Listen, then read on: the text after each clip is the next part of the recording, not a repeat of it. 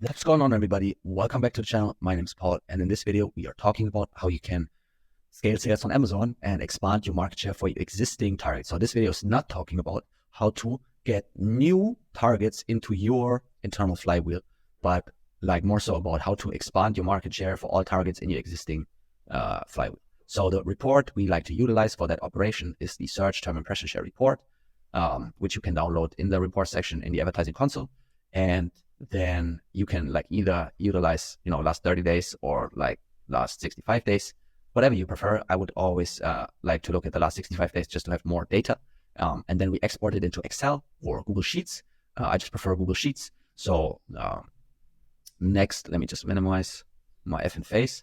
And then now we basically select all columns, all rows, insert, pivot table, new. And now we like to look at, okay, I like to put the portfolio first, the search term underneath the portfolio. And then for the values, I like to look at sales, sum, orders, sum, and look at the ACOS or ROAS, whatever. It's the same metric, just inverted as an average, of course. And lastly, I also like to look at clicks, because at the end of the day, it's a pay-per-click model.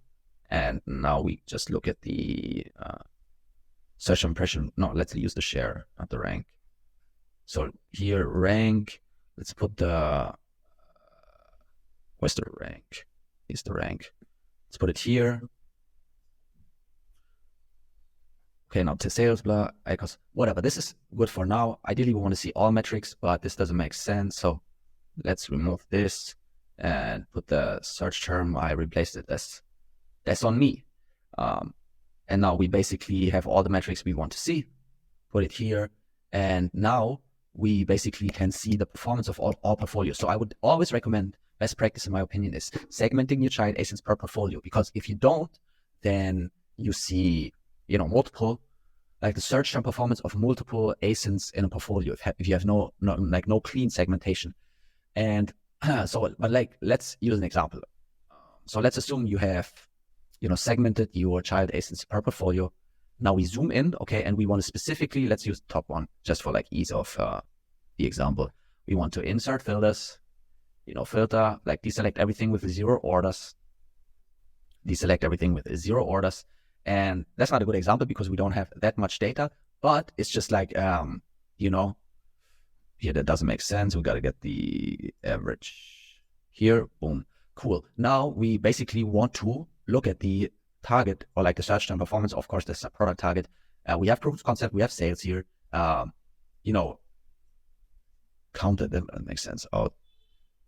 We want to look at the ROAS, right? The ROAS for those two targets here is good, for example. And we want to look at the clicks. So last 65 days, 25 clicks. That is not, that's 1 second. That's 0.38 clicks a day. So we definitely want to have more clicks here, especially since we don't have, we only have 23.99% of all available impressions for that product target. So next we would insert the CPC, go to average, and basically either increase the bid or isolate it into a single keyword campaign. Single keyword campaigns obviously have the pro of us being able to evaluate evaluate as well. Evaluate, the performance per placement for that target or product target. And also we have the ability to modify the placement modifier for each placement, which we cannot do in multi-keyword campaigns at the current moment. And then, for example, here, 14 clicks, 30 cents CPC. Either we increase the bid here or we isolate it. I like to isolate it, especially for my top 20% most relevant targets. And then over time, this is basically going to help you increase your impression share. And the probability will increase that you generate more sales while keeping your ROAS stable. Of course, we have to look at if conversion rate stays the same, if we increase the bid, we have to look at all variables. So why should you listen to me? For example, this is one account for a company that I'm working for where we, lowered in the last 60 days. We increased ad sales by 91.9%. We decreased TACOS by minus 4.07%. That's 1K, 1K.